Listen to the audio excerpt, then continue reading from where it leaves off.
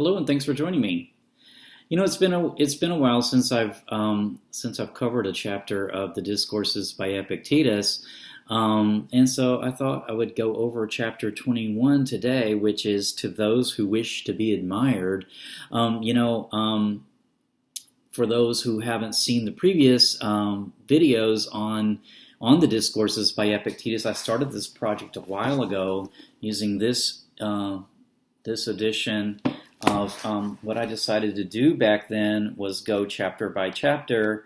Get the title page up. It's been a while. Chapter by chapter through the Discourses of Epictetus, because these are sort of life lessons, sort of everyday life lessons in Stoicism, and they're in the form of conversations for those who haven't seen the previous videos. So, I'm up to chapter 21 in book 1, and to those who wish to be admired, this is a very short little discourse that is between Epictetus and another person.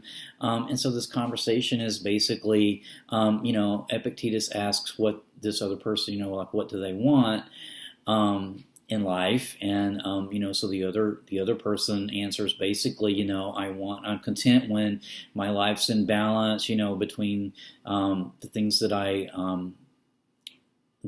I want and the things that I don't want, or the things that I want to avoid, like, things I want, maybe like happiness, and the things I want to avoid, something like, anger or pain, and, between action and inaction.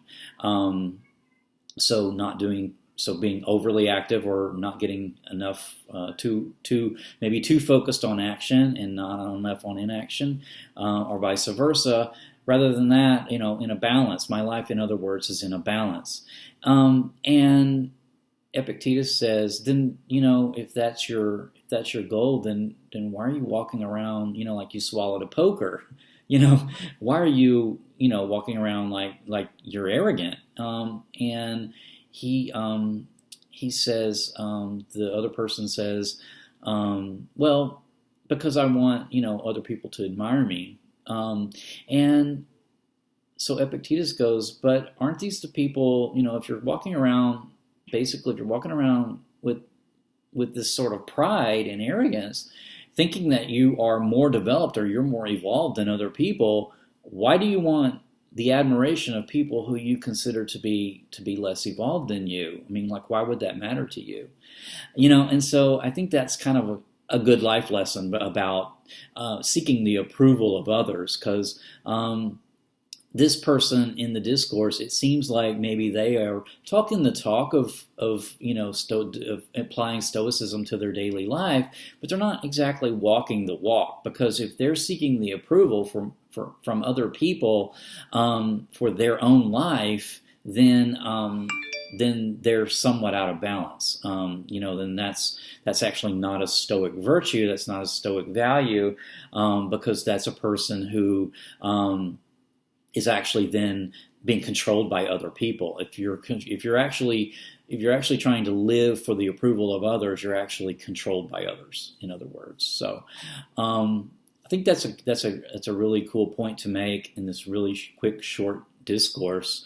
That's really, good to keep in mind for a life balance. That, it's one thing to know the rules of Stoicism, or to know the rules of, or to, have an intellectual conception of what's right for you in your life, or what's the best way to live, what's the way to live for you to have a good life.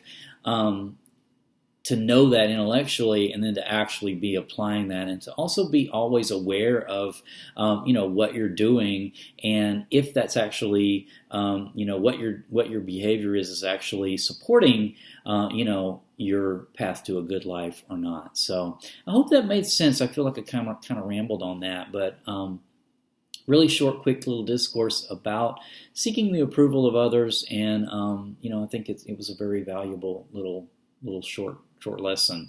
The next chapter 22, is called On Primary Conceptions. So I'm not sure what that's about. I haven't read through that yet, but that will be coming up in the very near future. So stay tuned. Take care. Bye.